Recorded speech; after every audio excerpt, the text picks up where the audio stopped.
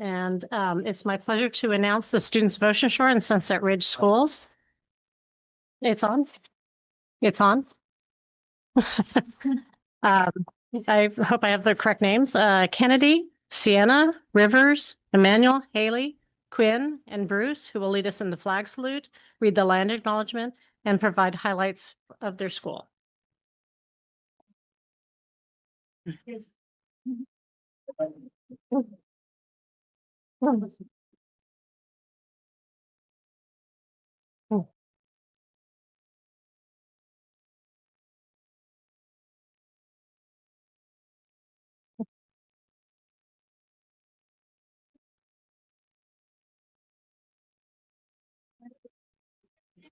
flag of the United States of America and to the republic which it stands, a nation under God, indivisible, with liberty and justice for all.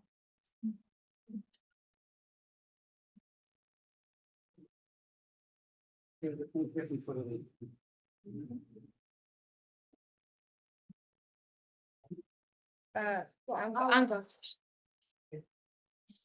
Today we are going to present the land acknowledgement.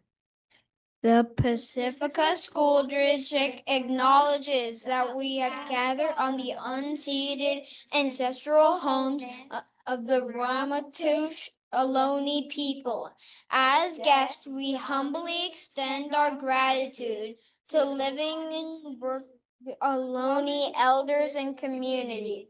We recognize that we benefit from living and working on their traditional homeland, and we affirm their sovereign rights as the first peoples and the original stewards of the land. The Ramaytush Ohlone understand the interconnectedness of all things and the importance of maintaining harmony with nature. Likewise, the Pacifica School District commits to teaching our school community how to be responsible stewards of this land.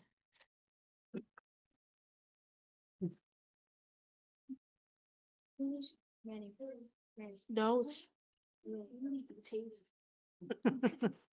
We are here from Sunset Ridge and Ocean Shore, and we're going to be talking about building a community. Hi, my name is Sienna, and building community is about making everyone feel happy and included. We can do this by sharing ideas, helping each other, and having fun together. When everyone works together as a team, our school becomes a better and happier place for all.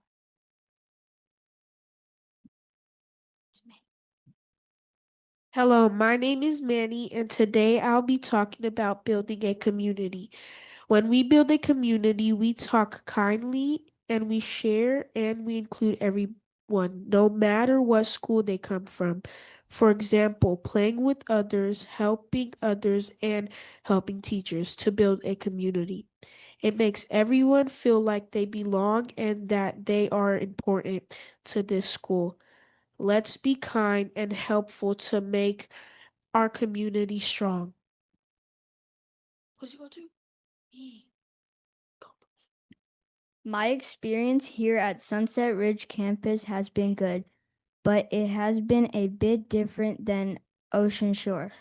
It's a little harder though. I'm still getting used to the schedule here at Sunset Ridge. I am learning to get around the school still. Sunset Ridge has been really welcoming to the Ocean Shore community, and the start of my school year has been all good vibes. Since it's the start of OSS and Sunset Ridge coming together, we can't be sure what will happen, but we can be sure of a great school year. I promise to be an ambassador and representative of my school for the 1 year that I'm there, but I will make that 1 year count. Hi, my name is Kennedy Brown, and I am in 5th grade from Miss Birdseye's class. I would like to share why we should be inclusive of everyone. First, it will make others happy. Why would you want to make someone sad by leaving them out? Second, being inclusive can strengthen your friendships with other people. Third, being inclusive can strengthen Third, you should treat others the way you want to be treated all the time. Fourth, it is important to think before you speak. Think of how you would feel if someone said something mean to you or left you out. Would you like that? If you don't, then do you think they would? Lastly, if they're not your friend, it's your chance to make a new one. And who doesn't want to have more friends?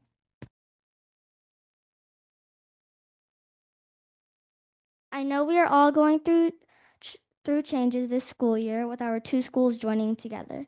But let's be and do better and set good examples for each other. And if you're feeling nervous, just know that your teachers and friends are here for you. Kindness goes a long way. Thank you.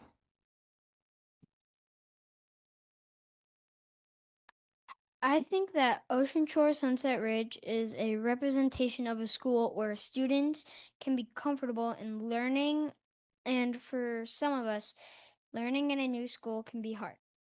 For me, I find it easy to make friends and to learn with so much support from my parents and teachers.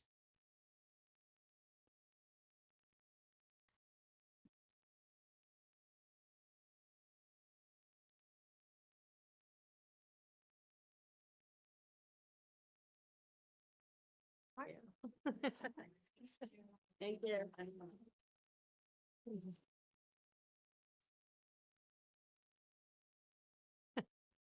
Great job, everybody. Okay, Barbara, can you take the roll? Here. Here, Trustee Doggett, here, Trustee Hart, here, Trustee Yellowbrook, here. Okay, the district records the audio portion of the meetings. All recordings are kept in the superintendent's office for 30 days and are available during that time period for inspection by members of the public on district equipment without charge. All public comment must be made in person unless a board member will attend remotely or as otherwise specified on the board agenda. Speakers wishing to address the board on agenda or non-agenda items, please complete a request card with your name, address, and the item number and submit it to the board president or the superintendent. You will be called to address the board and may speak for up to 3 minutes. Please note the public is welcome to provide comment to the board. Remarks are limited to 3 minutes unless extended or limited by the vote of the board. A maximum of 20 minutes, unless extended by the board, is allocated for each subject discussed. Brown Act open meeting regulations, under which the board must operate, do not allow board members to comment on non-agenda items or information you may bring up that are not on the agenda. Additionally, no action can be taken. However, the board may give direction to staff following a comment. Okay, approval of the agenda. Do I have a motion to approve the agenda? Motion to approve. Do I have a second? Second. And passes 5-0.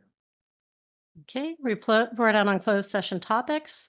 Item number 4C, the board voted 4-0 to approve a compromise agreement with parents of a student to resolve potential and threatened claims against the district in exchange for specified reimbursement for the student's private placement for the 2025-26 and 26-27 school years. Approval of the consent agenda. All items on the consent agenda will be approved with one motion, which is not debatable, and which requires a unanimous vote for passage. If any member of the board, the superintendent, or the public so requests, any item shall be removed from this section and placed on the regular order of business following approval of the consent agenda. Do I have a motion to approve the consent agenda? Do I have a second? I'll second. The please raise their hand. Passes 5-0. Okay. Communications. LSEA. Good evening, trustees and cabinet. I'd like to begin tonight with a special thank you to our classified staff. The amount of work completed, the headaches endured, and the problems solved over the summer month by our CSEA members made it possible for the school year to start as smooth as possible. For teachers and students, your efforts are recognized and appreciated by certificated staff. Thank you. Sorry. Thank you. On the agenda tonight is a bid regarding workforce housing. The Carpenters Local Union 217 were doing an informational picket outside when we showed up tonight. LSEA and CSEA hope the board has done their due diligence and research on the companies and will vote to approve a contract with a company that supports its workers with fair wages and benefits. Tonight, LSEA and CSEA also want to welcome our new cabinet and interim cabinet members and to our interim superintendent, Carissa Bowman. Here we go again to start another school year. I often reflect about my personal career choice and weigh the pros and cons.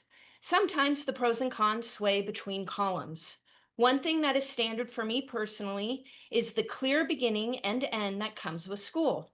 The opportunity for fresh starts and better outcomes for the upcoming year.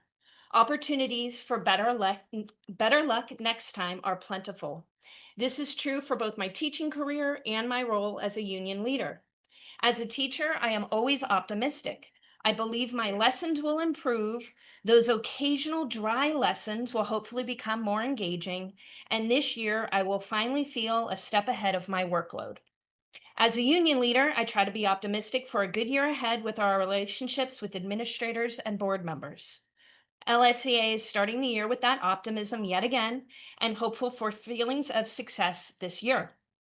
Our LSEA Executive Board has decades of service to this school district and decades of experience to share with you to help problem solve and guide your decisions.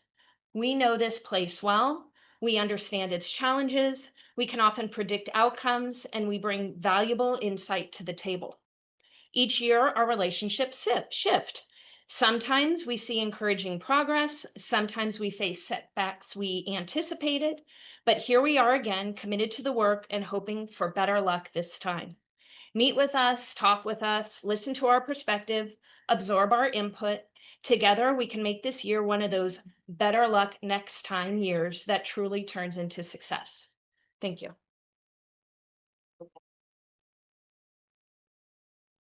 Okay, CSEA.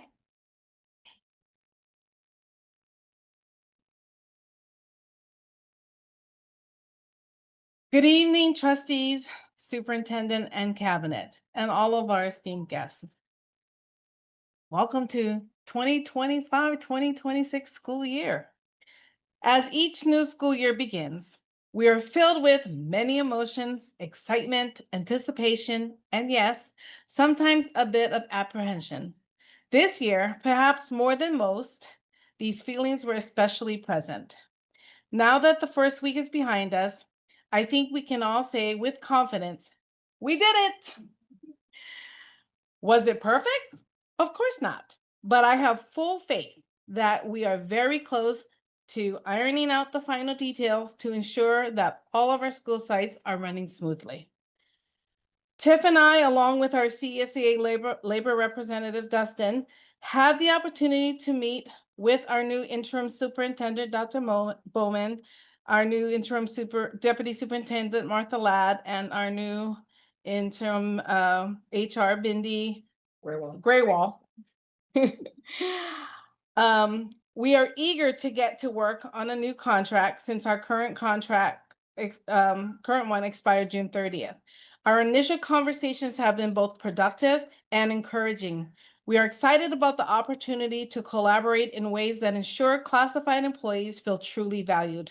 We are especially encouraged that the district has already posted long requested maintenance positions, a clear signal of positive intent and a commitment to strengthening our maintenance department and ultimately our schools. I'm going to pass it on to Tiff now. Oh, I was going to let you read the whole thing. All right. We also want to take a moment to welcome several new CSEA classified members to our district family. Keith Anderson, paraprofessional at Ortega, Jenny Offenbach, paraprofessional at Ortega, Samantha Lee, paraprofessional at Ortega, Jenna Porter, paraprofessional at IBL, Patty Sedhu, school assistant at IBL, and Sarah Adams, school assistant at Cabrillo. If we missed anyone tonight, please let us know. Please know it was not intentional, and we welcome you as well.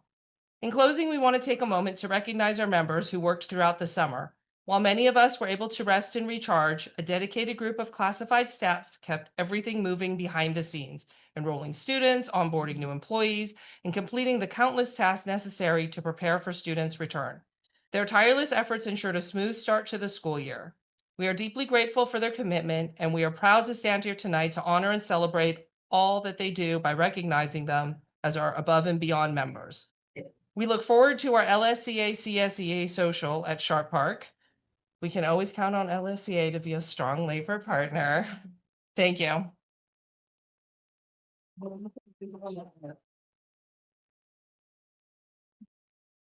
Okay, people wishing to address the board. I have Tara Knotts. 3 minutes is not enough time. I wish I had more, but we don't have community engagement enough. So this is all I have. I recently listened to the 2nd June meeting, the meeting where we said goodbye to Darnice. I heard Elizabeth say that she would always be part of our family. I heard Kai and Linda say that she got XYZ done. They've been trying for years. And I've heard Laverne talk about the deficit spending. I'm puzzled. I'm puzzled that the board could stand up there and praise someone knowing the turmoil that has gone through for families and teachers and staff. I understand having someone that you like leave, but to use your forum up there to do that was unfortunate and maybe not a wise decision for you. I think that it's not surprising people maybe want new members that can make hard decisions without such turmoil. I don't understand why you couldn't have gotten consultants and stuff in sooner if you wanted to close schools. I also don't know why you weren't just upfront about closing schools. We could have had that conversation. I do not hear board members here asking hard questions, having actual dialogue like I do in other districts. So I am asking you, if you don't want yourselves replaced, to be very open, to push for open communication, have town halls, go to PTO meetings yourself, have your cabinet members go to PTO meetings and actually have some real conversations. We need you. I know you recognize the need for communication, but it's not happening. And I started asking this over a year ago, and I knew people were going to get mad because they did not know enough, and they didn't. We couldn't have possibly known schools were closing because even late December, the unions didn't know. There's documentation of that. Even at the end of December, people thought the schools were going to close in 26, 27, not 24, 25, 26. So you blamed us for not knowing, but we could not have known the unknowable. Thank you. Okay, I don't see any other cards for this section of public comment. Board Superintendent Correspondence and Communications. I'll start. Since our last board meeting, I went to a library advisory committee meeting. San Mateo County Library, Friends of the Library, and the committee were there. I learned about the intention behind all the community outreach. There's been a lot of focus on getting people to understand how important our libraries are to the community and the need for upgrades, and figuring out what the next call to action is. We also, I did a Brown Act training with some of the people from the cabinet, which was a good refresher on the basics. Things like the difference between different committees and what we can and can't do on social media and what has to be on the agenda versus what doesn't. It helped me feel clear about where those lines are. I've also been having my weekly check-ins with the superintendent, Dr. Bowman. It's been really helpful to stay connected and make sure we're aligned as things come up. That's it. That's it.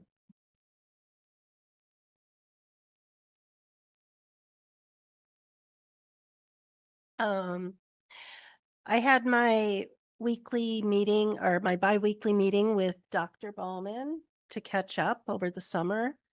I attended the Ortega PTO meeting last night, and at the meeting, they were kind enough to give me 10 minutes to explain what the board's role is in the school district.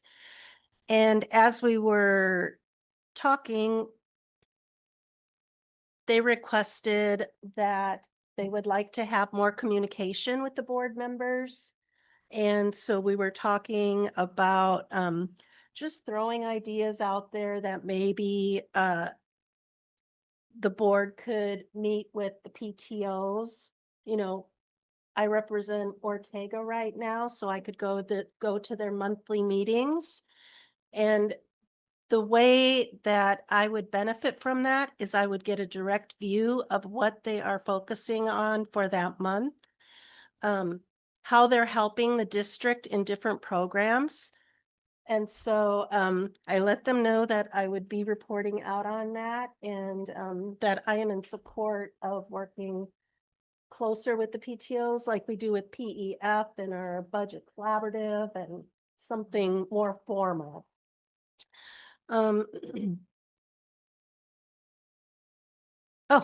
another topic that came up, and I was kind of curious about this too, is the parent council rep positions. Those are a district position, and before COVID, one of their responsibilities was to come to the meetings and then report back.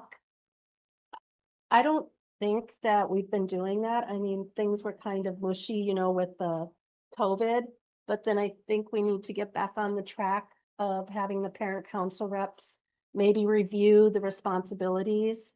And if to come to a meeting every month, then to come to the meeting or switch off with another person. And that's all I really have. Tomorrow, of course, is back to school night. And then on Monday, I'll be attending the county meeting for the proposal to change how we're funded. So right now we're funded with the daily attendance. Maybe we could just do enrollment. So those are discussions that we're having at the county level. And one of the ex-board members, Mike O'Neill, is leading that. And so he has all the history on Pacifica, how we've always been bare bones.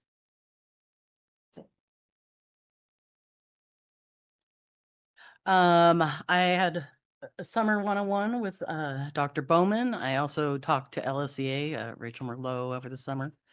Had a nice visit.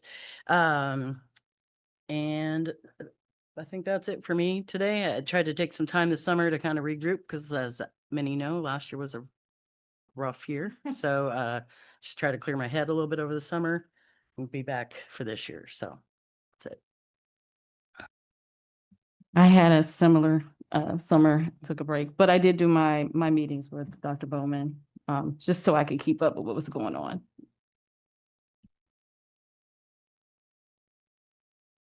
Okay. I had several workforce housing meetings.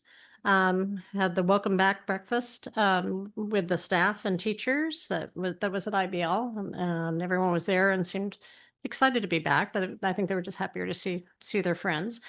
And then the first day of school, the Magic School Bus, we went around to each of the campuses. That morning, we made it to all of them. Yeah, we made it to all of them. And then Sunset Ridge PTO has asked me to attend their monthly PTO meeting also. I'm probably going to just sign on at the beginning so then they can have their time to talk to each other or about us afterwards. And then you'd mentioned the parent council reps. I think that might have been before. Now that we're on PCTV, I think when people had to come in person or they didn't see it at all, I think that's when they had the reps going back and reporting out. So now that everyone can see it on TV, I think that might have been why it stopped. But if they want to start it and they have volunteers, we probably certainly could. As you heard, I also did my one-on-ones with each of the board members. It's been an exciting start to the school year. Had several parent meetings. Also, I've met with vendors.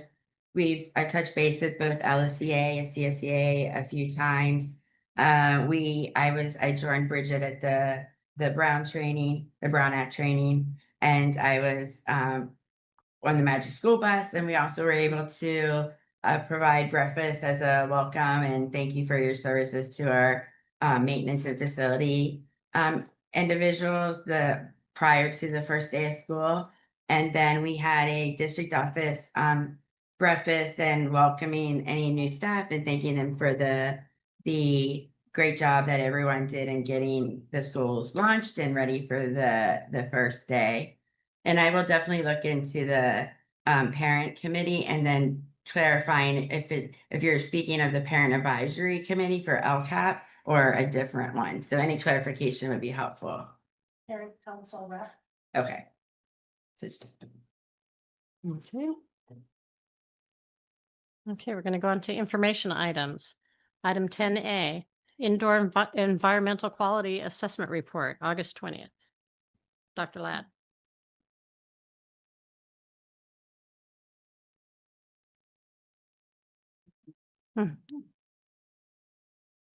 Thank you, Sunset Ridge. Everybody, tonight's first report is the Indoor Environmental Quality Assessment Act, assessment report that was done on the district office.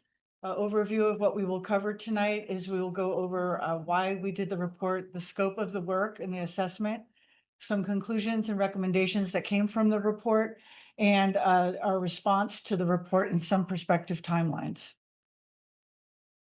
So the background, who did the study and why? Forensic Analytical Consulting Services called FACS completed the assessment, and they specialize in indoor air quality evaluations, specializing in exposures, different types of exposures, chemical, biological, physical, and also too much noise exposure as well. And then they characterize the potential exposures and the impact on workers and occupants of buildings, both public and private. The assessment was performed on June 23rd, shortly after school closed for children. And we did the report in response to employee concerns related to ongoing and persistent allergy-like symptoms, headaches, sore throats, coughs, fatigue had been reported among a number of staff across different areas in the buildings.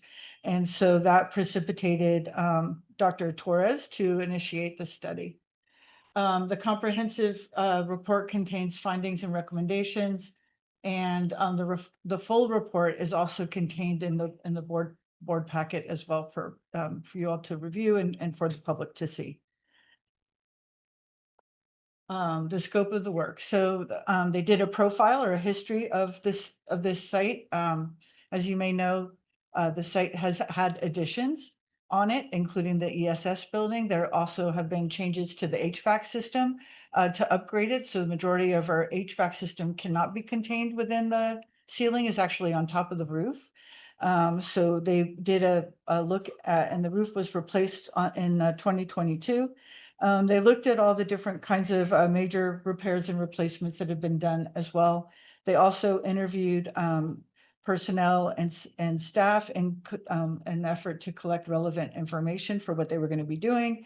And then they did visual inspections of complaint areas, including the HVAC system. And then they had monitoring systems that they left here for a few days to monitor the air quality and collect samples. And then they also did sample collections with spore traps, both indoors and outdoors for comparative purposes.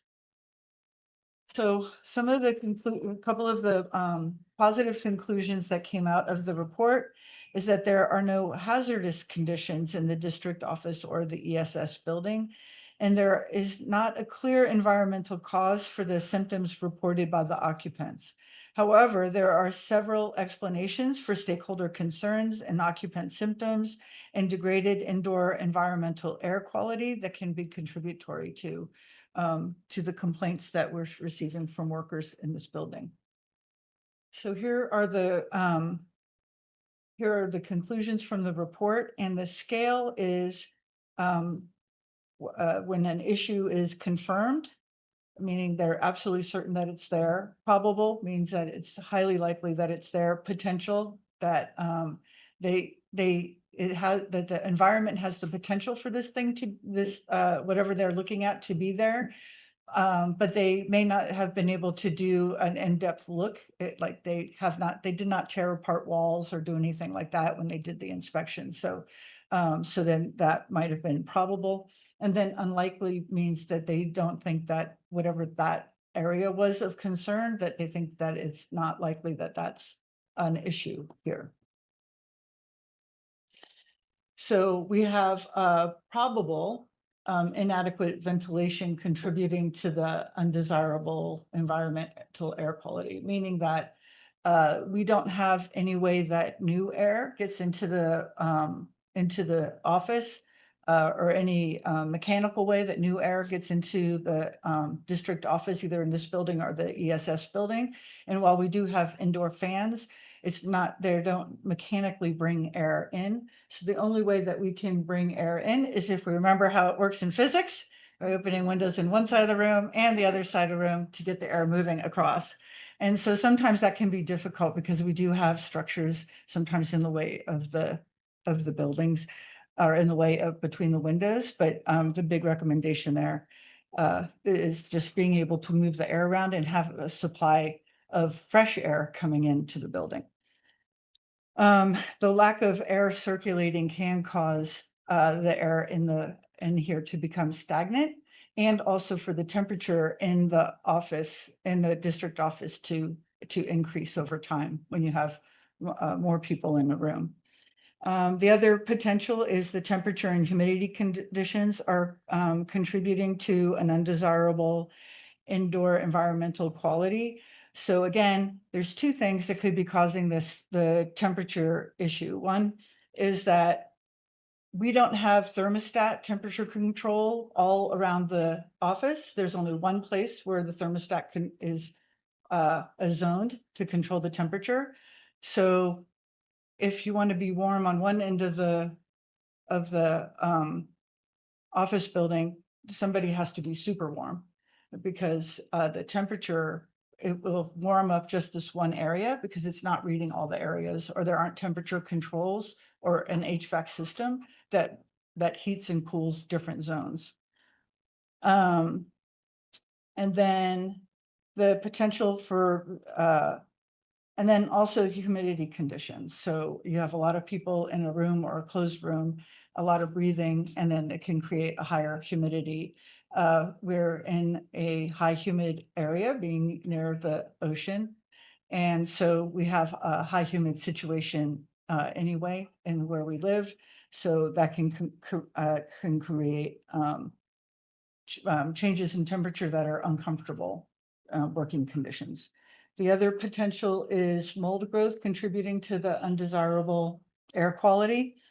They did do spores to check for mold in the area, but again, they did not check behind the walls or in the framework. And that you'll see later that they have recommendations.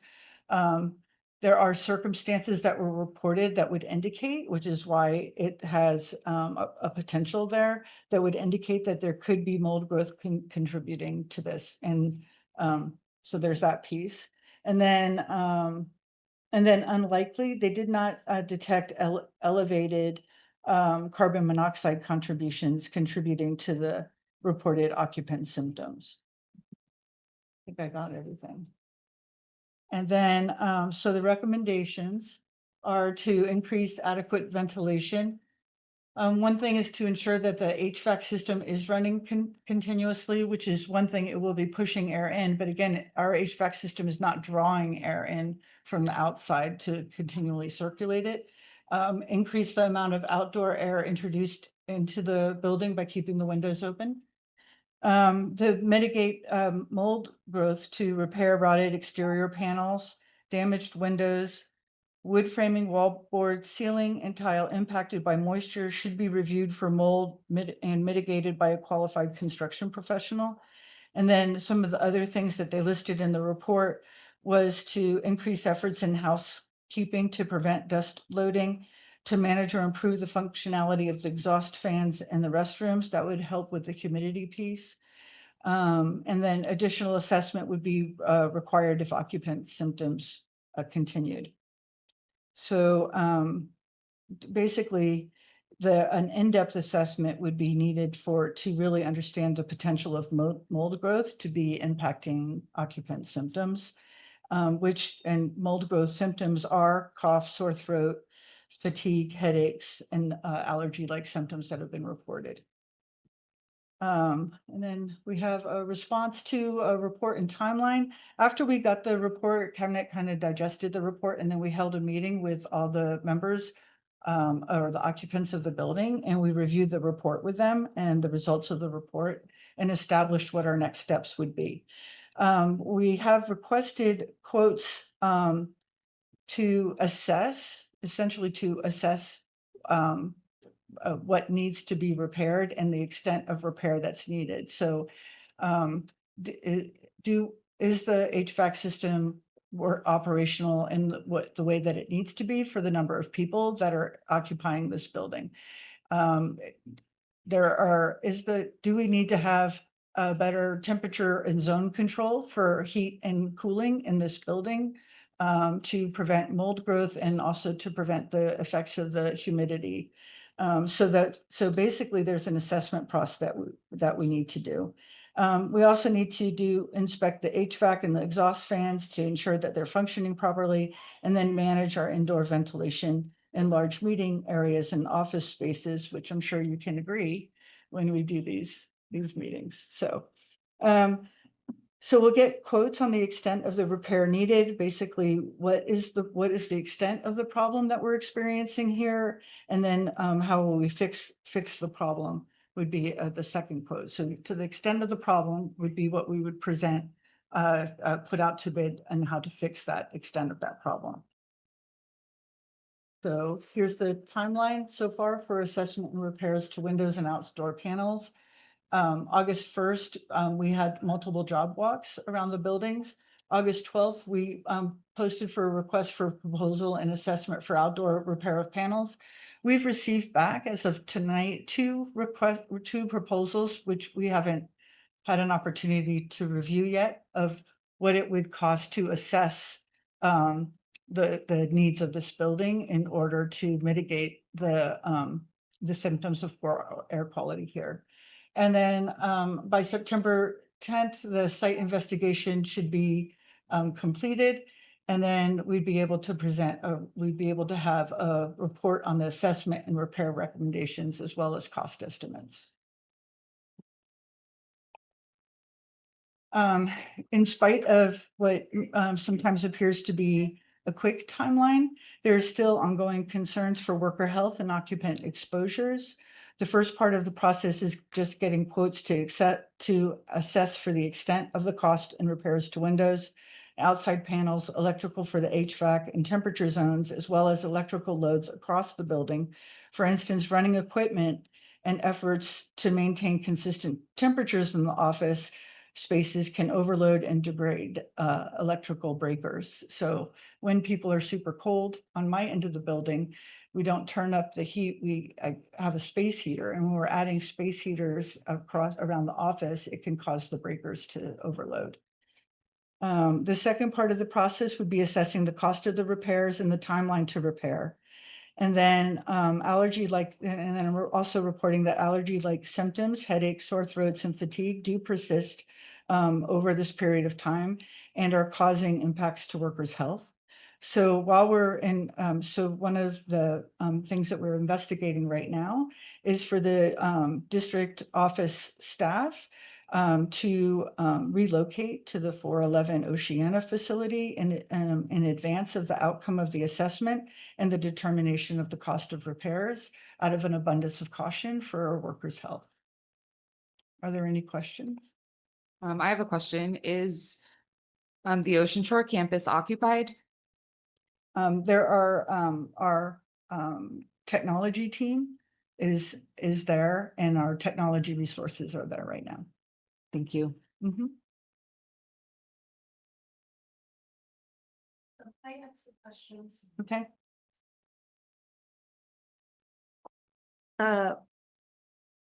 My first question is about how warm it gets in here on hot days. Mm-hmm. For example, where I work in Burlingame, we don't have air conditioning. And so when the heat gets to 81 degrees, we prepare to leave, because at 82 degrees, it's not a place that we want to be working. And so we're sent home. So do we have anything like that? Yes, we're obligated under the same ed code.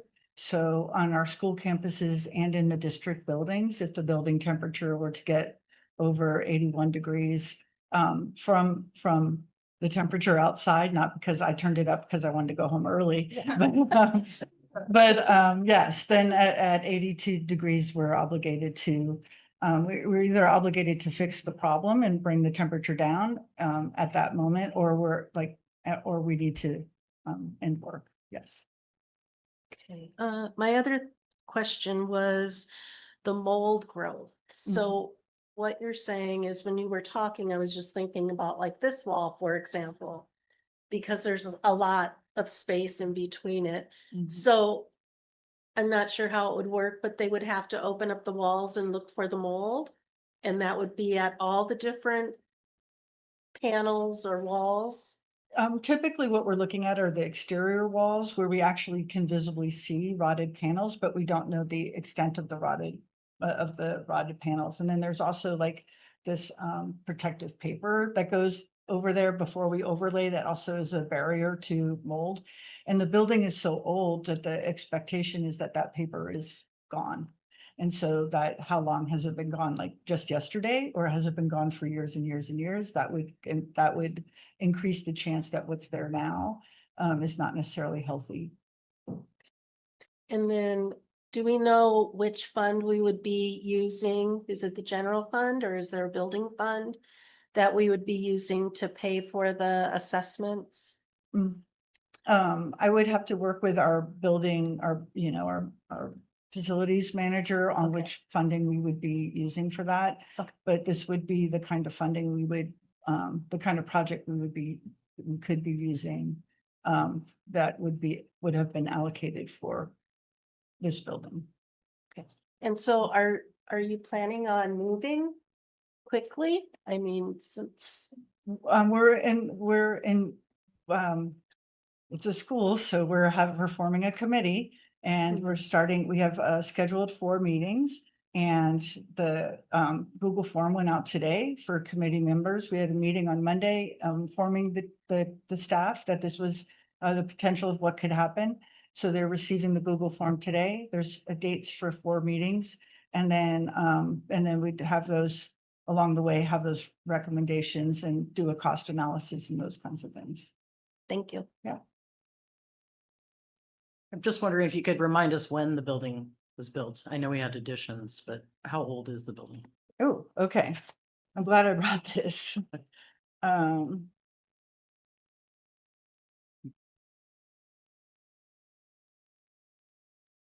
Both buildings appear to have been built in the 1950s or 60s. Yeah.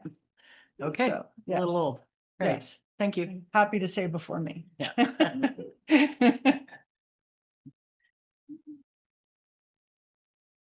Any other questions? Any other questions? Okay, thank you. Okay, thank you.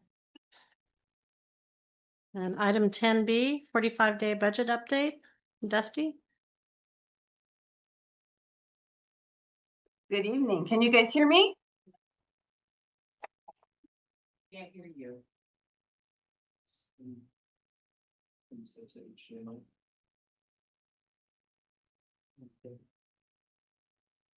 Welcome, Dusty. Can you hear us? I can hear you. Can you hear me? Yes. Yes, you're on. Thanks. Okay, perfect. All right, so this is an information item. Education code requires that when there are major changes from the adopted budget that the board saw in June and a change that the state budget may have made, that we bring an information item to let the board know that we may have some additional dollars. There are 3 categories of additional dollars that we have been made aware of. The first is the dollar amount that we get for transitional or TK ADA. And so that rate went from $31.48 to $55.45. This is directly related to student attendance for our TK students. So as attendance is taken, and when we get through that P2 time period, which is typically about the end of March, we'll be able to, instead of getting an additional $3,000 for each of those average daily attendance, we'll be getting closer to $5,600. And I'll give you those dollar amounts, what we anticipate on the next slide. There was also some new learning recovery money. And so back in 22, 23, 21, 22, we were given an allocation for the Learning Recovery Emergency Block Grant. The state reduced that dollar amount to all of the school districts in the state of California. And they have now in this 25-26 budget brought back those dollars. And so for Pacifica, that'll be another $68,000. The TK dollars, as you see here right now, is estimated at $365,000. Then there is a new grant called, it's a very long name and we don't have an acronym yet, Student Support and Professional Development Discretionary Block Grant. So really long name, don't know what that acronym will be just yet, but that is preliminary allocations are going to be in the $778,000 range. Universal TK is ongoing. The learning recovery and the student support and professional development block grant will both be one-time dollars. And so as we find out how these dollars can be spent, when we will physically get these dollars from a cash flow standpoint, then, and as we head into first interim, we'll bring those back to the board, highlighting those both in the presentation and also in the first interim report. Any questions? Any questions? No questions. So thank you very much, Dusty. You're welcome. Thank you, Dusty. Okay, item 10C, volunteer and field trip report, Dr. Ladd.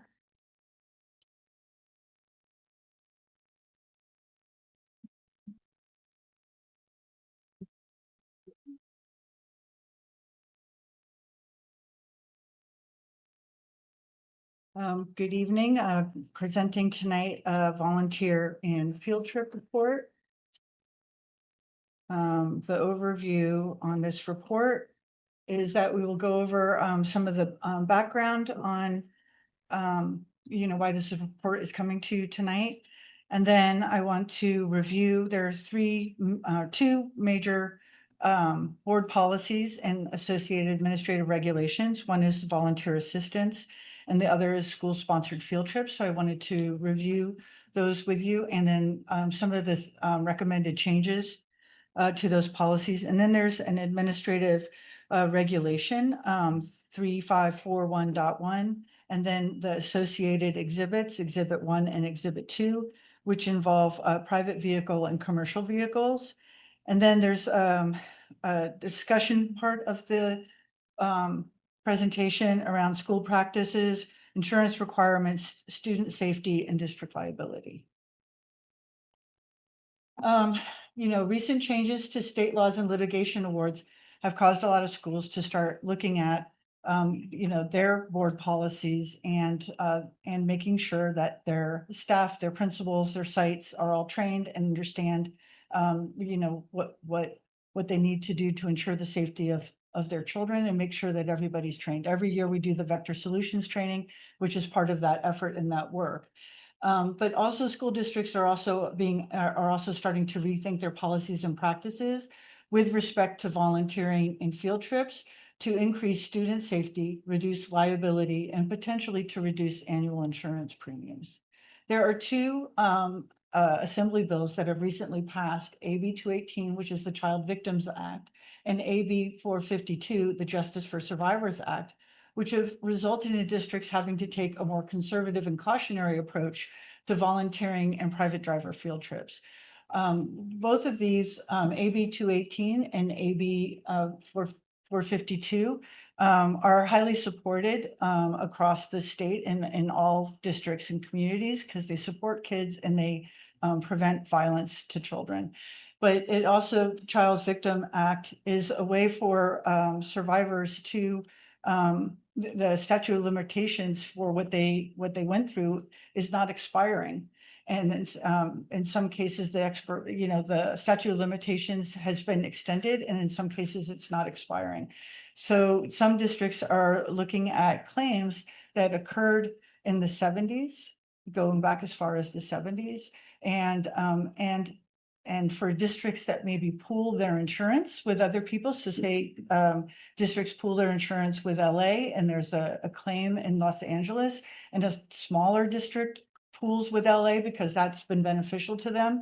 If LA's rates go up, the smaller district's rates will go up, and the smaller district didn't even have a claim against them, yet they're in some ways having to contribute to the restitution to this litigation. So, so again, that's why districts are starting to take a more conservative and cautionary approach. So it is resulting in increased volunteer requirements and a more stringent approval process for field trips in general, and in particular, a rethinking of private driver field trips, mainly because the moment a child and a group of children get into a car and they leave school campus and before they arrive at the destination, they are no longer under school supervision specifically or really, but technically, yes, they still are.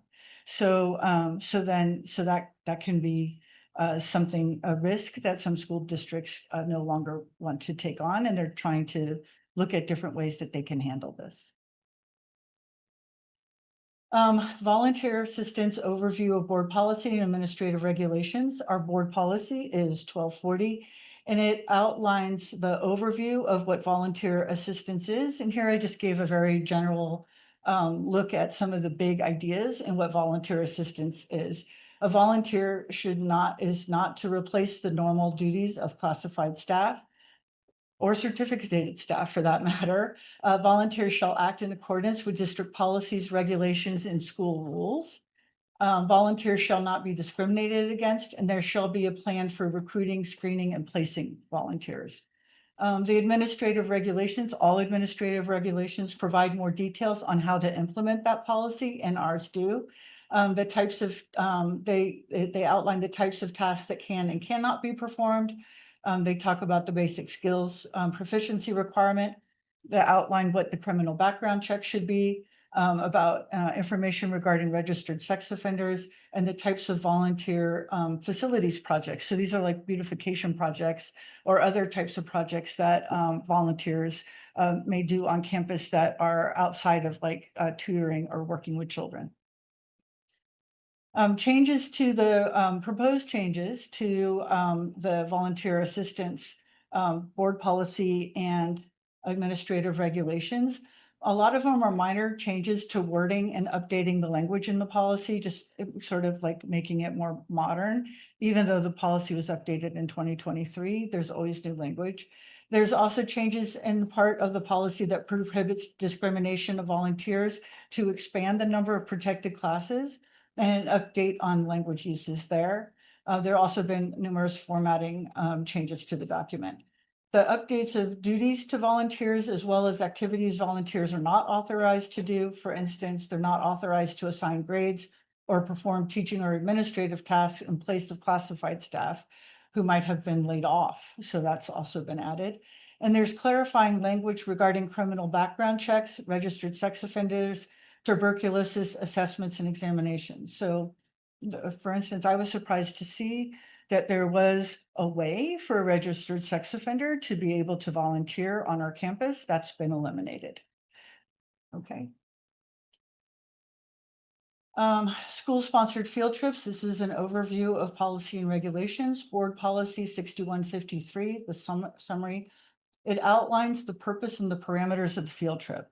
So this is the volunteer, you need chaperones and volunteers. They come in and they help in the classroom, but also the chaperones and volunteers also go on field trips. So this outlines the parameters of the field trip experience, and that field trip should be conducted in conjunction with district course of study, school-related, social, educational, cultural, athletic, school band, or other extracurricular or co-curricular activities. The principal of our school sites established the process for approving a staff member's request to conduct a field trip. And this is really important. It's the principal of our school sites that review every request that a teacher has for a field trip, and they approve whether or not that field trip will happen. And they'll make sure that all the practices, like everybody is being included in the field trip, are happening. And then the students cannot be excluded from a field trip because of lack of funds. Also, we'll always throw in that students cannot be excluded from a field trip because of disability. The administrative regulation again outlines specific ways that this policy is carried out. It outlines that you have to have parental permission or permission slips. We have a standardized permission slip that includes all the specific language required of ed code that also assists in releasing us from liability. California has a law, a law where if a child gets hurt, that the people on the field trip will not necessarily be held responsible unless there's negligence.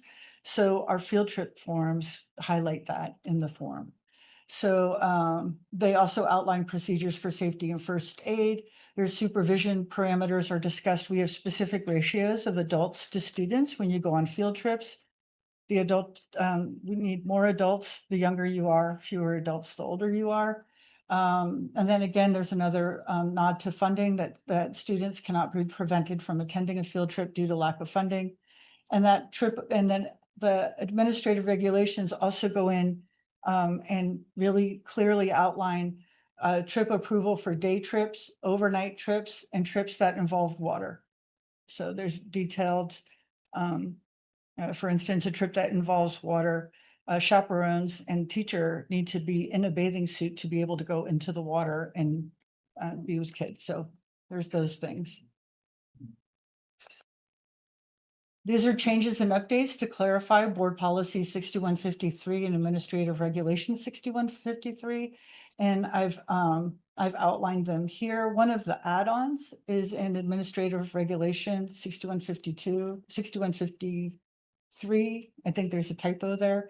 It outlines the procedures for use of commercial transportation, and that will be added into the administrative regulation, that the Student Services Department and the program coordinator or the designee will be responsible for vetting commercial transportation for the district. So that would come from my office and be distributed and then reviewed regularly. And if there was a new one that someone wanted to use at a school, it would be our job to vet it and to make sure that it met all the requirements. The other areas in AR 6153 that are outlined are funding, liability, insurance issues. So transportation for school-related trips. There's a board policy regarding transportation, and that policy regarding transportation says that every year I will come and give you a report on transportation. So that's our board policy. Our administrative regulations, there are these three. One is transportation for school-related trips, and then the two exhibits. So the regulation outlines the preference of the district for a cost-effective mode of transportation, that the superintendent and designee or a contractor has sufficient liability insurance for transportation on school-related trips, and that there's a section discussing transportation by private vehicle and passenger restraint systems. So as you know, children of a certain weight and up through the ages of 8 need to be in a car seat. So our administrative regulation outlines what that is. We have an additional form, which is a volunteer employee driver form, and it includes an acknowledgement system, an acknowledgement section, a personal information section, a signature certifying that it's true and correct. And then this is where parents would provide insurance and liability requirements, and as well as a copy of a proof of automobile insurance or private driver vehicle insurance. Changes and updates to clarify transportation for school-related trips. AR 3541 is presented to you tonight as revised to delete the section of private driver field trips. If this section is deleted, it would have the impact of eliminating private driver transportation as an option for transportation for field trips. The exhibits 3541, Exhibit 1 and Exhibit 2, if AR 3541.1 goes into effect, then the exhibits 1 and 2 become obsolete. So here's a couple of slides on some discussion points. Ocean Shore has a very strong civility practice checklist, which can act as a model for training for field trip volunteers on safety and field trip rules. And this could be adopted for all field trips. Part of our board policy says that for every field trip, chaperones or volunteers will be trained about what they need to do on the field trip, where the field trip is, and what the expectations are for chaperoning children on a field trip. So Ocean Shore has put together a civility practice checklist, which is a good model for that type of training. Ocean Shore also has field trip guidelines, which contain straightforward practices for volunteers for chaperoning on a field trip. These guidelines are inserted into a lanyard for easy access that emphasize safety, confidentiality, and the importance of protocols and emergency phone numbers of the field for the field trip, the teacher, the district office, and any other emergency phone numbers that would be relevant. Volunteers are a critical component to hosting field trips. Eliminating private driver field trips does not eliminate field trips. It does change how we get to a field trip destination and will potentially have the impact of raising the cost of field trips. Much of the work we do with paperwork, insurance, background checks, etc., is an effort to decrease the liability, but does not necessarily increase safety for students. So that's an important consideration when thinking about why all these laws, like the Child Victims Act and those come into play, is to really pay attention to what creates child safety. Ensuring the safety of vehicles is dependent on the site principal, who may or may not have a knowledge of vehicle mechanics. I had a really involved conversation with one of our principals about how she's not really sure what wear and tear on a tire is, or to tell whether or not the brakes are in working order. She knows if the brake lights are going on, but does that necessarily mean that the brakes are in working order? And all these other types of things with respect to private vehicles. You also have to ensure proper installation of car seats into volunteers' cars. So parents make sure that they install and are responsible for installing their car seat into their car.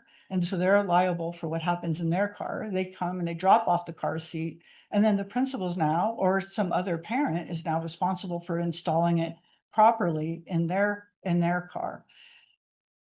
It's significant work to train and emphasize the rules of private driver transportation, with occasional violations of these rules resulting in off-route stops, late arrivals to destinations, and late returns back to campus. Paperwork requirements for private driver field trips are extensive and create numerous opportunities for missing paperwork and other details, creating an increased risk for liability. The California Ed Code, here it is, 35330D, is a waiver of liability for schools and for all individuals who attend field trips in the event of injury and death. But this immunity does not extend to situations involving negligence. In private driver field trips, the negligence standard may apply. Inadequate supervision by teacher and other staff of students in a private driver field trip, negligence may apply. Again, the teacher cannot be in all the cars from where the field trip starts and where it ends. And then failure to properly vet a private driver by the principal, teacher, and other staff, the negligence standard may apply. So for instance, on field trip number 1, I have the right amount of insurance, but on field trip number 2, I forgot to renew the insurance, but you're still going on field trip number 1 information and you didn't know that.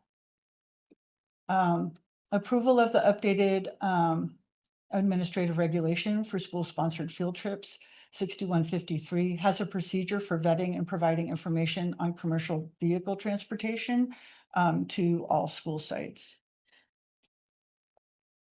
And then this is a section where we have all the current policies and administrative regulations in their exhibits. And then the next page is all the proposed changes. Are there any questions? Well, this makes it a little tricky driving on trip. I guess I just want to make sure, this sort of came up last year with all the PTOs and there was a lot of panic about it. I just want to make sure that we're really getting the message out to the PTOs and through the principals that this is coming, and so that the PTOs can budget accordingly to get the kids back and forth to field trips, because I know some schools this will really for feel some really schools. restrictive. So I guess want to make sure, and hopefully everyone that's out there listening, that these are laws that are coming from the state of California. We're trying to abide by, and we're really just watching out for the kids. So I just want to. Thank you. I have a question. Do most of the schools use parent driver field trips? So in many cases, principals, because they approve or don't approve field trips, they create a culture of using commercial transportation or using a mix of both or using private drivers. In our district, we have a few schools that only use bus transportation and other schools that use mixed commercial and private driver. Sorry, I have another question. I noticed on one of the slides, there was something defined as non-school sponsored trips promoted by a third party. What does that mean? Yeah, so sometimes our kids, like the Washington DC trip sometimes happens in 8th grade, and those trips are usually a third party trip, sponsored by a third party. So this just gives permission for teachers and children to go on those non-school sponsored field trips. Okay, the way I understand it is that the PTOs often will be the drivers for the field trips or provide funds to get transportation. Would that be considered a non-school sponsored field trip? So again, if the trip requires approval by the principal, then it's a school sponsored field trip. Gotcha.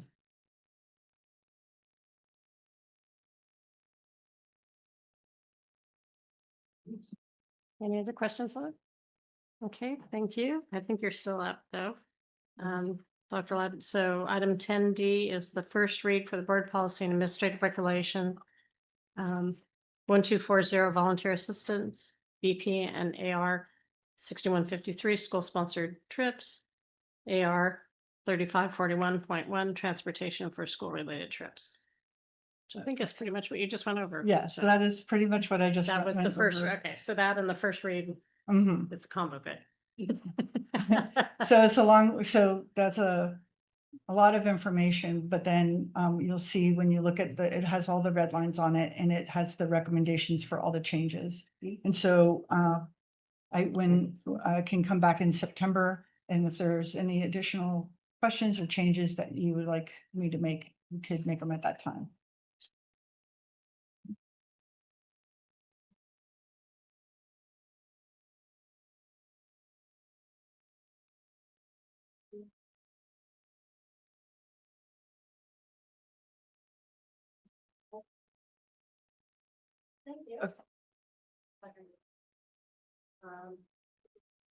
Okay, we're going on to action items. 11A, workforce housing update.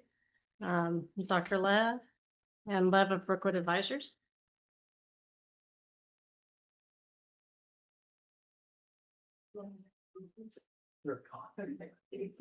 This is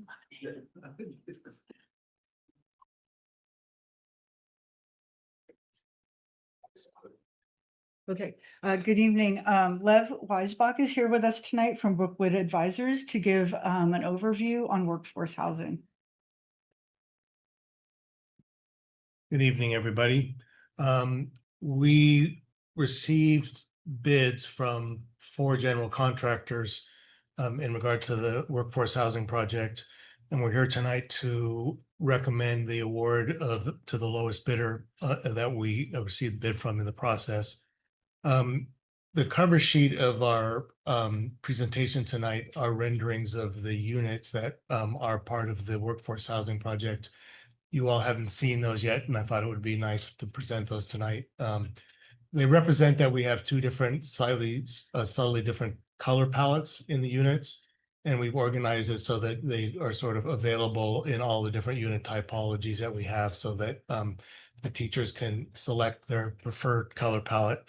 Generally, we've kept it very neutral and we've gone a little bit more on the sort of red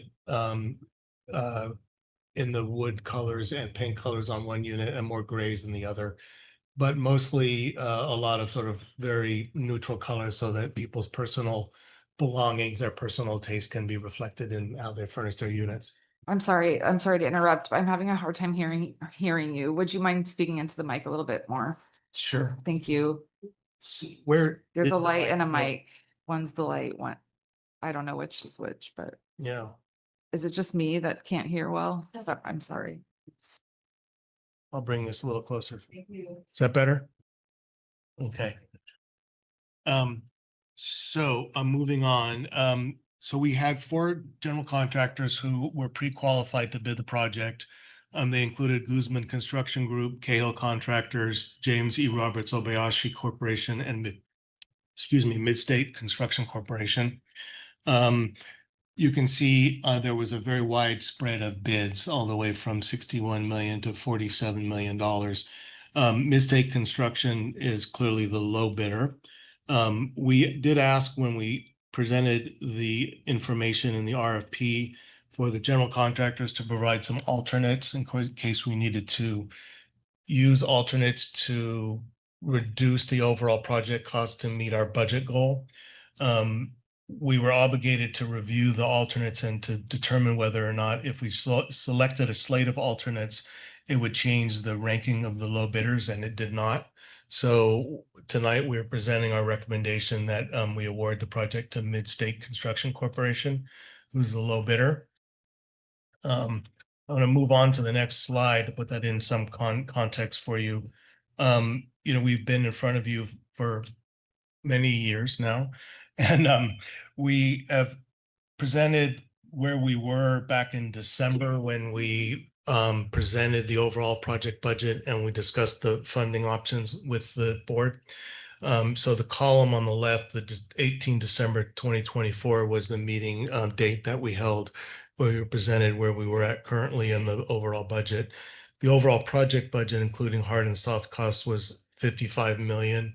And in that meeting, there was a decision made to use joint funding from the G bond and the COP bond, and to meet the $55 million budget. And at that time, we had projected that the construction cost, the hard construction cost that we were expecting to receive in terms of the bidding process was 41,550,000. We were not able to achieve as much savings as we hoped in the competitive bidding process, and we ended up with a bid of $47 million. So that has increased the overall project budget to $61 million. And there's been some internal discussion about that gap, but we are here tonight to present our recommendation to award that project to Midstate Construction. Okay, this was going to be just the update with not an action, and item B is actually going, the recommendation. So was that a kind of a combination? Okay, Presentation? sorry, There was 2 items on here. It was. Do we want to move on to the next item? Is that next on the agenda? Yes, so Okay. item 11B Okay. was about the contract. And then we'll have I think that's Dr. Ladd. And then we also have a couple of public comments. That Shep on the contract side. Shep, are you going to come in for the contract? I'm sorry, Elizabeth, is this the award of the contract to the GC or the other contract that was on the agenda for tonight? This was for the GC, but we also have some public comment too. So Okay. I'm going to do that before Okay. your presentation. So we're recommending the award to Midstate as a general contractor for the project with the other item on the agenda. Okay, we have a public comment. I cannot pronounce the last name, John Talamentes for item 11B.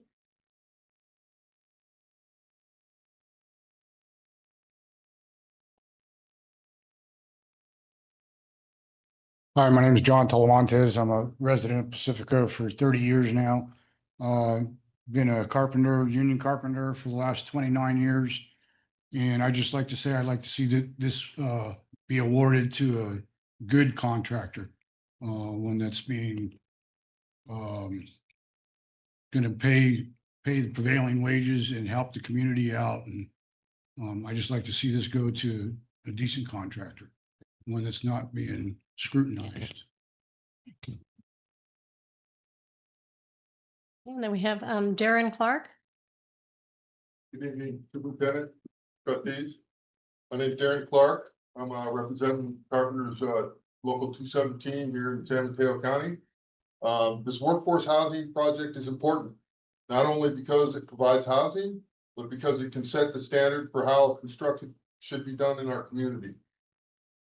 That means choosing a responsible contractor, one who hires locally, uses apprentices, provides health care for workers. But tonight, I need to raise a serious red flag. Mid-State's bid came in suspiciously low compared to the second lowest bidder. That doesn't happen by accident. It raises real concerns about whether the bid was calculated correctly or whether Mid-State is attempting to avoid paying prevailing wages. And this isn't speculation. Mid-State Construction, along with their subcontractor TMC General Construction, was recently hit with more than $2 million in wages due and penalties for prevailing wage violations. That's not a clerical error. That's wage stuff. Allowing a contractor with that kind of history to move forward would put this project in this community at risk. Accountability matters. We must make sure subcontractors are paying area standard wages. Misclassification of workers, wage violations, and tax fraud doesn't just harm workers. It undermines the integrity of the entire industry and drains resources from the community. We also think about apprenticeship, healthcare, and local hire. Apprenticeship ensures young people have a real pathway to lifelong careers. Healthcare requirements make sure workers and their families don't end up uninsured and relying on emergency rooms. And local hire keeps paychecks in San Mateo County, strengthening our economy and our neighborhoods. So I urge you, before awarding this project, take a hard look at Mid-State's record and make sure this project is built by a contractor who will uphold the standards this community deserves. Thank you. Okay. And Ben Hansvik.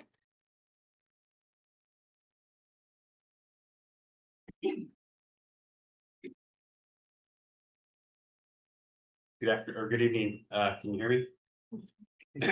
My name is Ben Hansvik. I'm a senior estimator at Mid-State Construction. I was the lead estimator on preparing the estimate that we submitted. Mid-State Construction has been in business for 90 years. We have performed thousands and thousands of housing units, many and most of which in the last probably 5 years, 10 years have been prevailing wage units. Mid-State pays prevailing wage. We also have monitors. We take great pride in making sure that we are compliant with all of the state requirements for prevailing wage. I sent an email to all of you today, notifying you of a response to the claims that have been made today, and I would encourage you to review that if you haven't already. I've been working for Mid-State Construction for 17 years. My wife is a teacher in the local community where I live, and I've seen numerous bonds passed where we have not had an opportunity to build the schools that my children go to. I would encourage the district to consider the words that the students that came in here used, which were inclusion of all of the people that are involved in the community. Mid-State Construction is a good contractor. We pay our bills, we pay our subcontractors, we pay a fair and living wage to our employees. And I'm confident that if Midstate is awarded this project and that the board moves forward, that you'll receive an excellent project and that will perform as well as other general contractors could, given the situation. So thank you. Patrick Drager. Patrick Drager. Correct.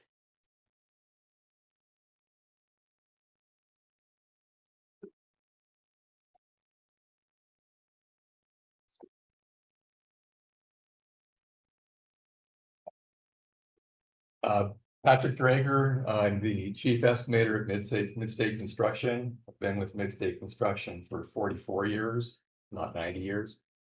We have been in business for a very long time, as Ben mentioned. We have extensive experience in this type of project, and mostly with prevailing wage projects. Everyone's concerned about potential DIR claims. I assure you that the claim that was mentioned has already been deemed to be inaccurate, and it's already being revised substantially. So in any case, it's being resolved, and it's not something that would affect the district in any way. I want to assure you that. I was pleased that the district allowed Midstate to propose on this project. We did submit our qualifications. Our qualifications were approved. We spent hundreds of hours on pricing this project in-house, and adding the hours of our subcontractors, I'm sure it's thousands of hours involved in pricing this. So it's very extensive. We have since contacted each subcontractor to make sure that our proposal is complete, so that there will not be a problem during construction.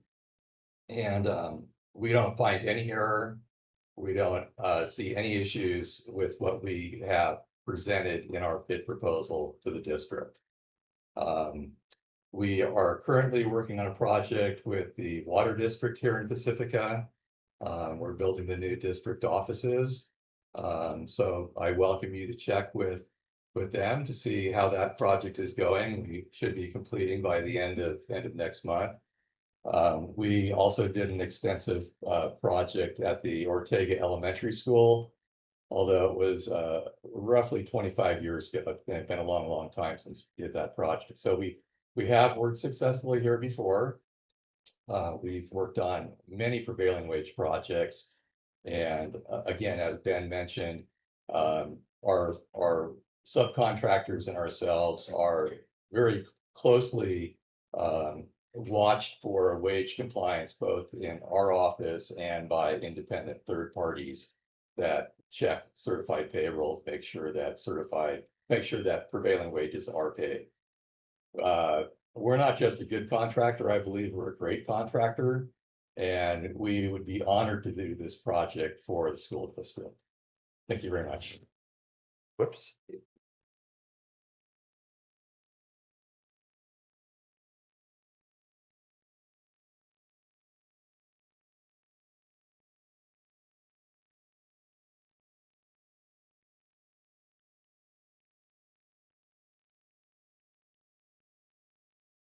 Okay.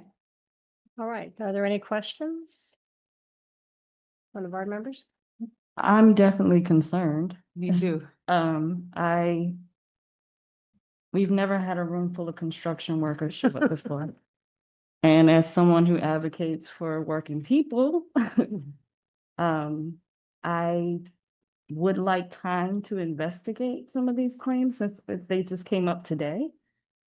I don't like the idea of moving forward with a vote until I can get enough information on this. So I'm just telling you this is me. I speak for myself. I do not speak for the other people up here. But the bid is low. And I know we want to get the lowest bid, but I also, again, we've never had a room full of construction workers. So, and also I don't want to end up in another controversy because we picked a company that may have something going on, and then we have a whole bunch of delays in this construction. So I'm just saying I need more information. Okay. what I was going to suggest, because council was not available tonight to attend to help advise us, that maybe we could just spend a hopefully brief amount of time investigating the different things that came up in the last couple days, because it was just the last couple days. And I think the bid is good for 60 days. Yeah, okay. So we would have some time to maybe do a background check, or I check agree. with the water district and check around. So that would mean not voting tonight, but just tabling it for hopefully a short time, so we could talk to our legal counsel. I would be more comfortable tabling it. It wasn't just, one email that we received. I think avoiding controversies, and somebody mentioned our fiduciary duty to our taxpayers, and I think that we should be paying attention to that.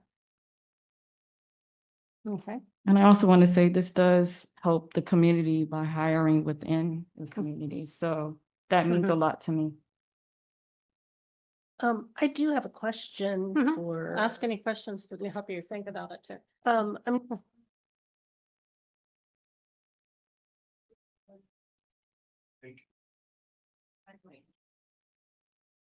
Hello? I'm gonna agree with Elizabeth. I have not seen, I think I saw once, one of the carpenter union reps came to speak to us. And I know these guys have been up probably since 4 o'clock this morning or earlier, so they're probably pretty tired. But this is something that I've always had a concern with, taking the lowest bid. If you watch other board meetings, just to make sure that, we're getting a qualified person. So I'm agree with Kai and Bridget that I would like a little bit more time and some more information, talk with our council. Okay. So I'll make a motion to extend the time. Okay, so we'll make a motion to extend the time and vote on it in the future. We just don't have a date. Okay. I'll take her. Okay. Okay, to extend the time to investigate the different allegations that came up.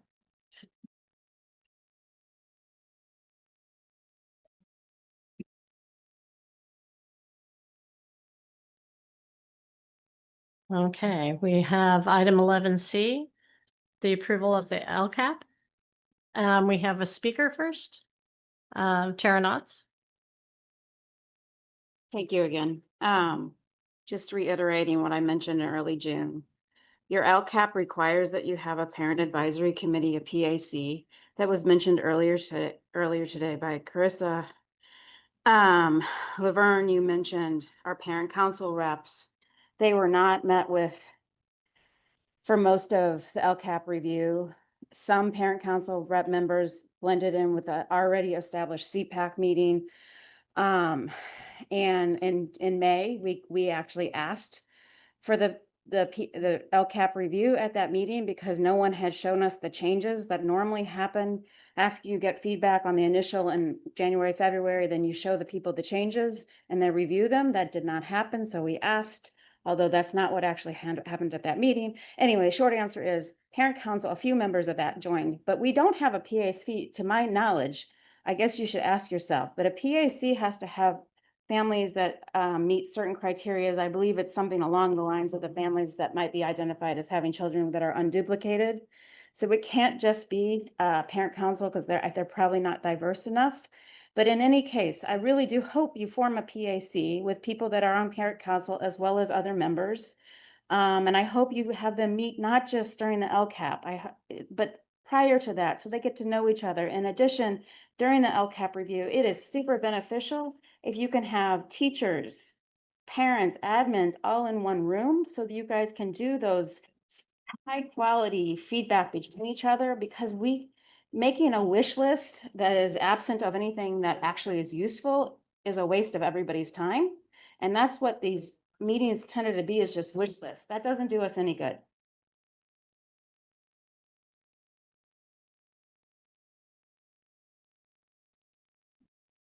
Okay, Dr. Bowman?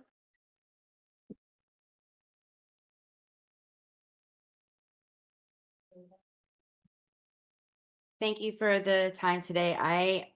Prior to intern superintendent, I was the executive director of educational support services. I went through the LCAP process this year. And to make it through the process to make sure we were compliant, we followed all the state ed code and regulations. We have met with both CSEA and LSEA. We have invited parent groups, community groups, teachers. We've had a meeting with administrators. We've also invited PAC to the CPAC meeting that was combined.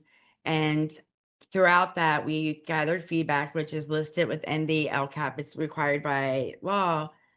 Because why are we here today? Because of those new funds that Dusty had talked about previously, that has now been added to our LCAP. They are not identified in any action. They are not subject to be spent at this moment because we do not know the amount. We do not know when the funds are coming. But because we have to put that information into the LCAP, we are recommending to approve the LCAP as written and then would be modified once we have more specific information regarding the funds, the amount, and when we will receive those funds.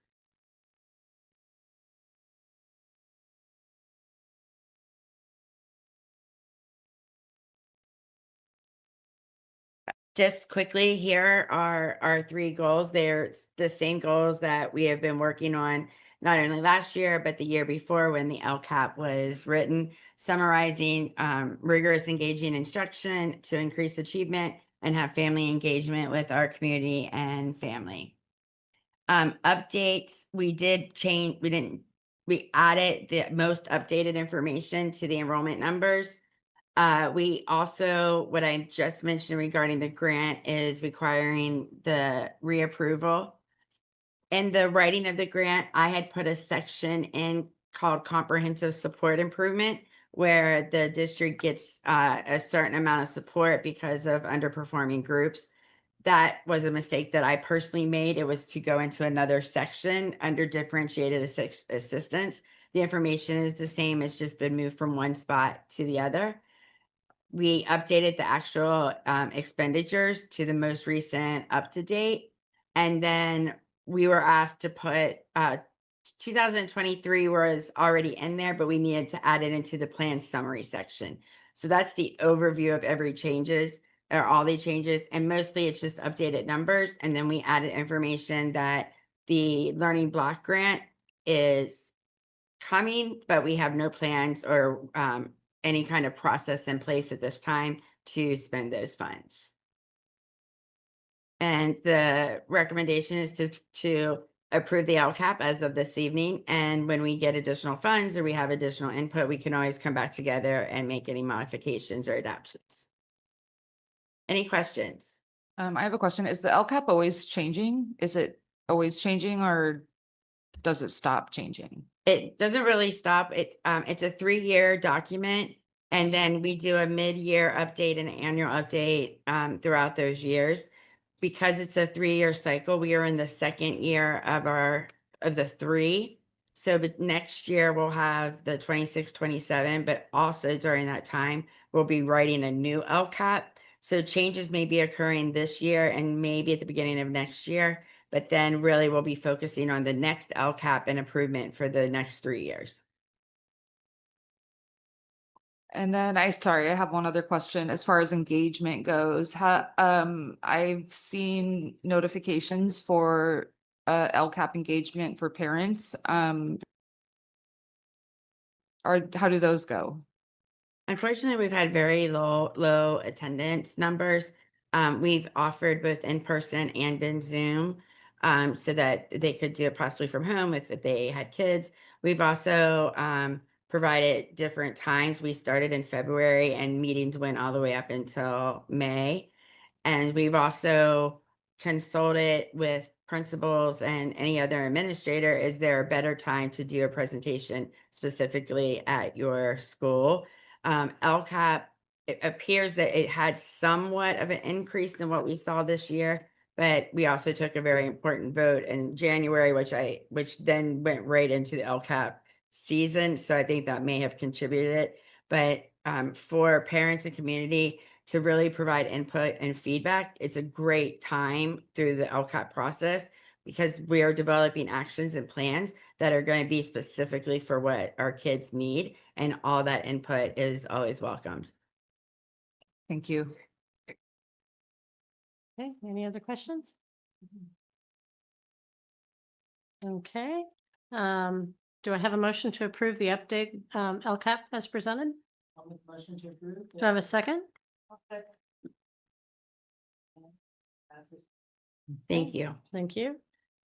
Item 11D, consolidated application 2025-26. Dusty? Good evening again. So this is in conjunction with the changes in the LCAP. The consolidated application is our communication device and tool to the California Department of Education for the different grants. Primarily our federal title programs are in the consolidated application. And so they're blended into the LCAP, even though they have that additional funding stream. And so at this time, we're asking that the board approve the consolidated application so that we can send it to CDE along with our changes to the LCAP. Are there any questions? Okay, do I have a motion to approve the 2025-26 consolidated application to the CDE? Do I have a second?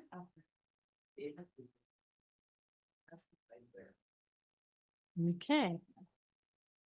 Item 11E, hiring of interim principal for Cabrillo School. Dr. Brendy Grewal. Good evening, Board President Bredall, members of the board, Interim Superintendent Bowman, and all participants. This is regarding Sean Manning, our interim principal at Cabrillo, to my right here. I'll give you a little background and then to a recommendation. So Mr. Manning brings a diverse and impactful background in educational leadership, CTE instruction and industry experience. He served as a coordinator with the Sutter County Superintendent of Schools, and he's been a teacher, a department chair. Mr. Manning is transitioning into admin leadership with a strong equity focus. Mr. Manning exemplifies the fusion of instructional leadership, industry expertise, and program innovation. He has proven ability to redesign and lead programs aligned with college, career, and the community needs. His data-driven and empathetic leadership style makes him well-suited for the expanded role in educational leadership. So it's recommended that the Board of Trustees approve the hire of Sean Manning as the interim principal at Cabrillo Elementary for the remainder of the 25-26 school year. Are there any questions? Okay, do I have a motion to hire Sean Manning as the interim principal at Cabrillo Elementary School for the remainder of the year? Motion to hire. Him over there. Okay. Do I have a second?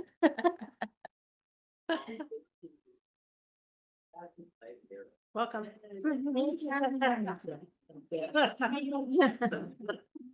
You do have the opportunity if you'd like to speak. Would you like to Scott speak? Band is here. Brandon, sorry, I don't want to put you on the spot too bad. Yeah. I just want to say thank you very much. Go to the podium. Hello, I just want to say thank you very much to the board and to the trustees and to the staff here at Pacifica. It's a tremendous opportunity and I look forward to serving the kids and making sure they all get home safe. And we introduce them to what's beyond just education, but career choices that they could have in the future. Thank you.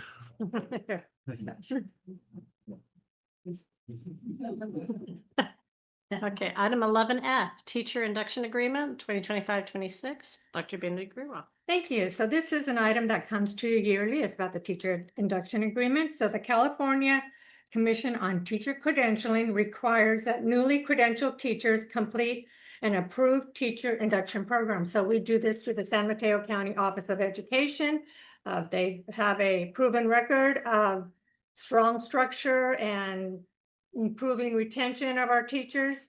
So it's recommended that the board approve the teacher induction agreement with the San Mateo County Office of Education for the 25-26 school year.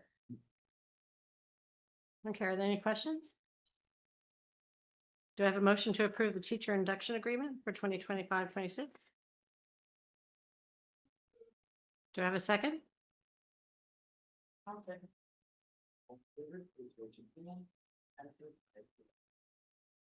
Okay, item 11G, approval of job description for finance director. We have a speaker, Tara. Tara Knott. Hi, thank you. I noticed that this position is new. I take it this is different than the chief financial officer, but maybe I'm wrong. It's approved for up to 187 K. I assume plus benefits. I also noticed that you guys added 2 vice principals this year, one at the Sunset Ridge / Ocean Shore site and one, I believe, at IBL. It seems strange to be spending so much money, up to like, at least I'm guessing 0.7 mil in salaries and benefits. Maybe it's a little less at a time when you just did massive work over a year and a half to make so many cuts. And we agonized over position after position, and then just to have these added. The VPs make sense, although I have to say I asked multiple times, what's the cost of cost savings when we were talking about whether or not we would eventually have to do some kind of consolidation of schools, although no one thought that that would be this year. I didn't get any answers, but it isn't surprising me that you had to add a vice principal to IBL since the population grew. You probably needed another admin. But I don't think that that was included in your cost savings, cost spending that you presented in January. I encourage the board to look back at your approved budget in 2024, in June of 2024, and your approved budget in June of 2025. By my read, you showed a 3-year projection of reserves in last year, not this year, around 9%, and this time it's around 5.5. So 2024 looked better than this year. So this year's lower. Don't you need to be more careful about opening positions? Thank you.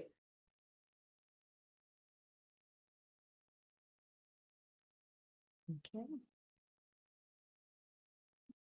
So there's a recommendation to have the board approve the job description for the position of Director of Finance.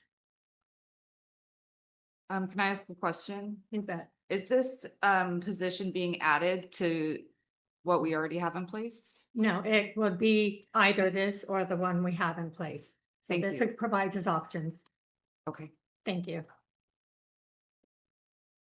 Okay, so to clarify that, this would not be In in addition to the CBO. It gives us the option of having a CBO or having a financial director, which is actually less expensive. Okay, so it's a new position, but it's not an additional position. That's right. I I just appreciate wanted the to clarify that clarification. for the public, this is not adding an additional. And the vice principal, by the way, of Ocean Shore was in place of the principal. So they're not really additional. Thank you for clarifying that. Okay, are there any questions on this? No? Do I have a motion to approve the job description for the position of Director of Finance as attached? I'll make a motion. Okay, do I have a second?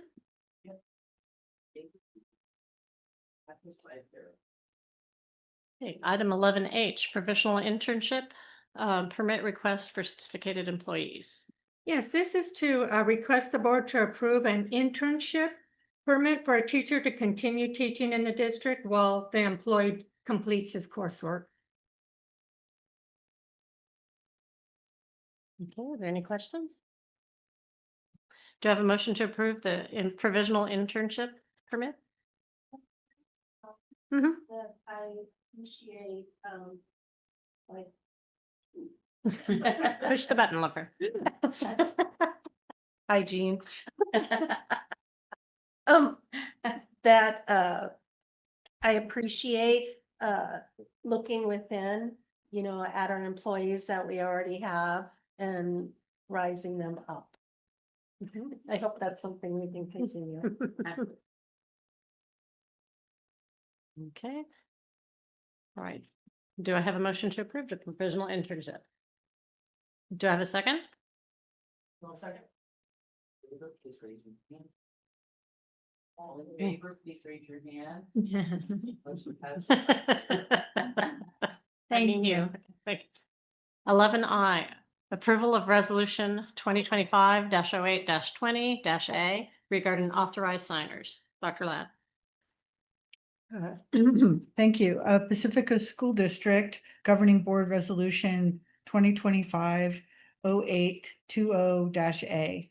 Whereas Education Section 42632 states, each order drawn on the funds of a school district shall be signed by at least a majority of the members of the governing board of the district, or by a person or persons authorized by the governing board to sign orders in its name.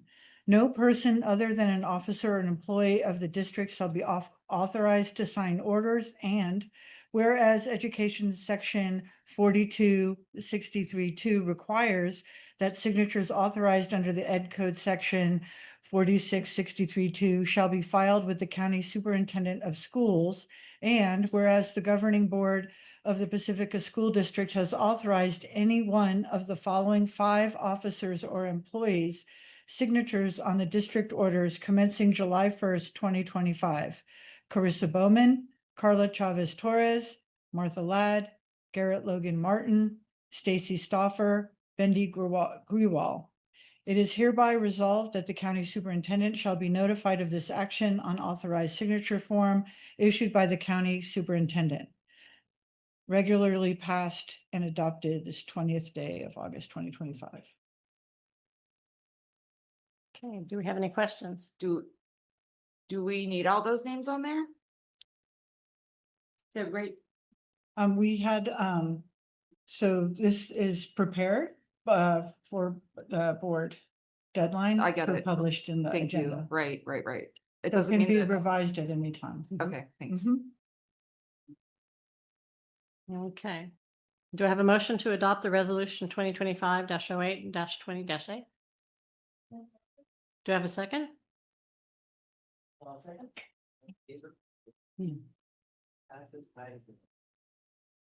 Hi, item 11J, Ingrid B. Lacey Middle School, Boys and Girls Club portable replacement. Dusty. Okay. So we have some abandoned portables at the middle school. And there was a bid that went out in late June. And we are asking the board to award the contract for replacement of these portables to the lowest responsible bidder, which is Dynacell USA. There's also a provision in this agenda item and action by the board that should there be any reason why that contractor is not able to meet all of the requirements, that you would authorize us to go ahead and go to the next lowest responsible bidder, which would be Soto Brothers Landscaping and Concrete.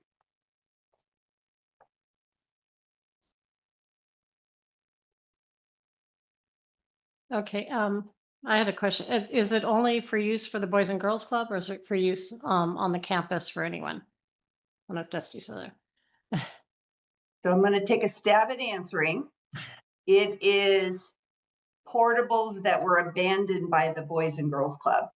Okay, so the new use Using would not funding be from Measure G exclusive. and Fund 25. Okay, so the new use would not be exclusively for the Boys and Girls Club. Correct, that's my understanding. Okay. Were there any other questions? The only comment I want to make is, in the future, we should try to avoid Smelly Mills Plumbing for bids. They've been kicked out of Pacifica before, and, anyway. They're not part of this. They're not. Well, it's the end of this. Huh? They were one of the bids. They're not the winner, but I'm just mentioning it. Oh, okay. Okay. Do I have a motion to award the contract to, and authorize staff to enter into a contract with Dynacell USA or Soto Brothers if needed? Okay, do I have a second?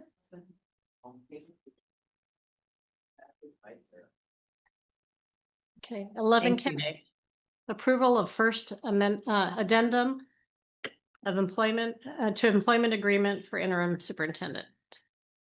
Thank you. The proposed first addendum to employment agreement for the interim superintendent, Dr. Carissa Bowman, contains the following material terms.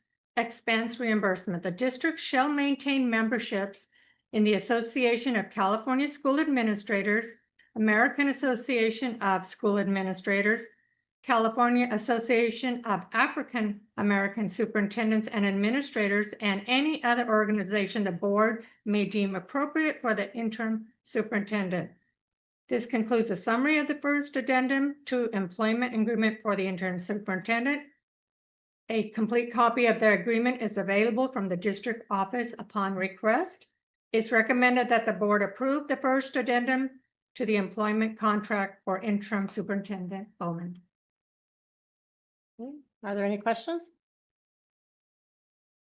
Okay, do I have a motion to approve the first addendum to the employment contract for interim superintendent? Do I have a second?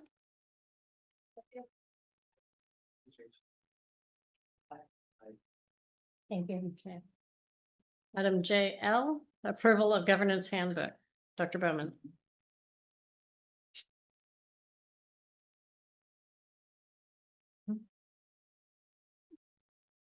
Thank you again for your time.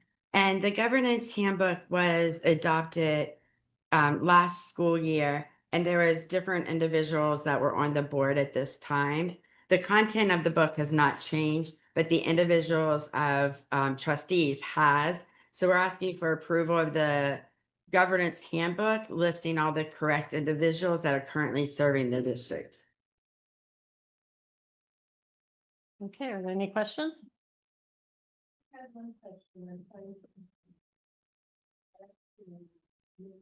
Sorry.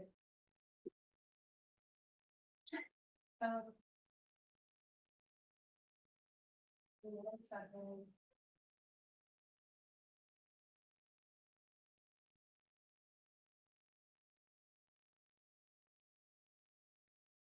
We do have a question. We just need a moment.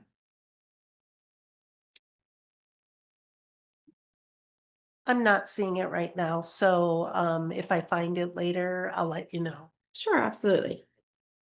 Okay, do I have a motion to approve the Pacifica School District Board Governance Handbook as presented? Do I have a second?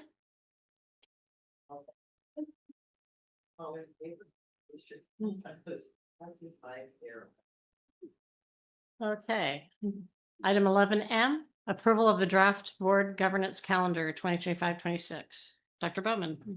So thank you again. The governance calendar is approved annually at the beginning of each school year based on what needs to be done at certain times to meet state and federal guidelines. The form is the same formatting. It just includes the updated dates and ensures that we meet compliance on all the required documents. I'm sorry, it's hard to see. There's also, it's also included in the board packet. What we are asking for is approval of the governance calendar for the 25-26 school year. Are there any questions? Okay, do I have a motion to approve the draft board governance calendar 2025-26, which I believe is kind of a living document. Yes. It moves around as needed. Do you have a second? A second.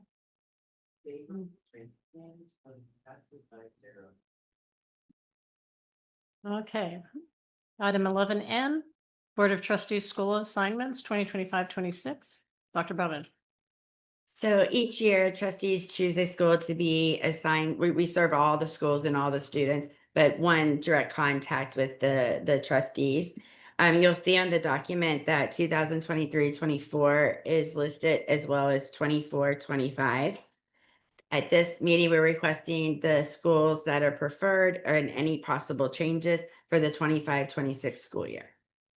I'd like to start by the 10 or 11 years I've been on the board. I have never served Cabrillo intentionally because it was my children's school. So I figured I was familiar enough with how they operated.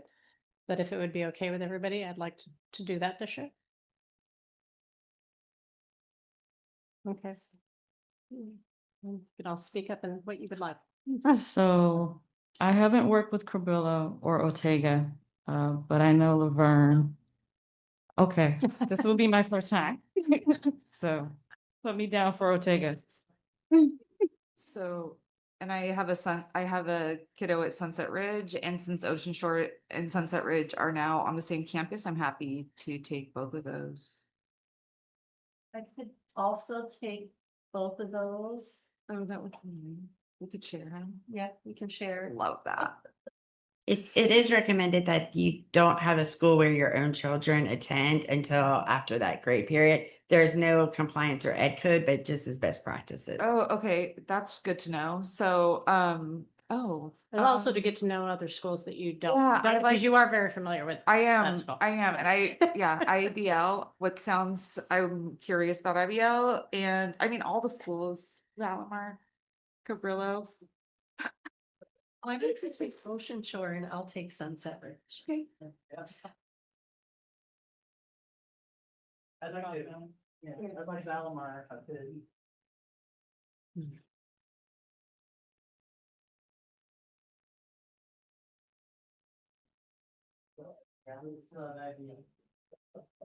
Oh, yeah, I'll take IBL. Can I have IBL too? Or no? Is that okay? Okay. Great.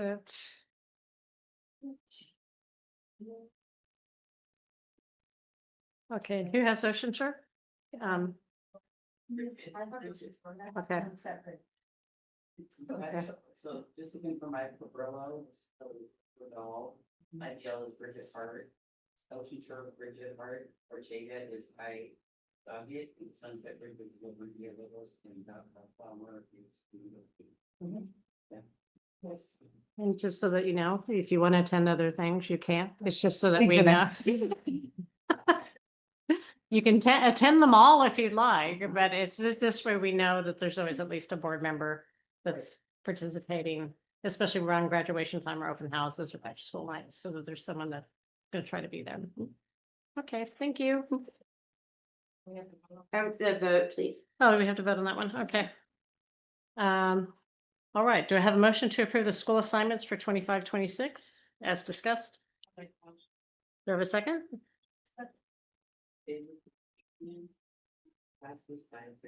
Yeah. Okay, item 12.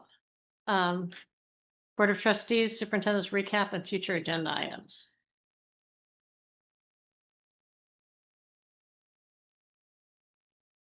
We have future agenda items first. Yeah. Yeah. I don't see a list of future agenda items on here. It's online. Oh, gotcha.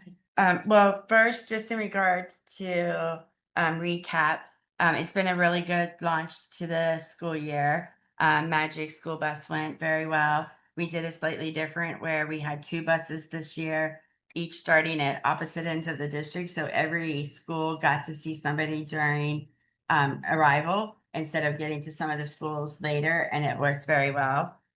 We've also already published our first Pacifica Press, which is a community newsletter and family newsletter. On that, we had a form for feedback, and it was overwhelmingly positive.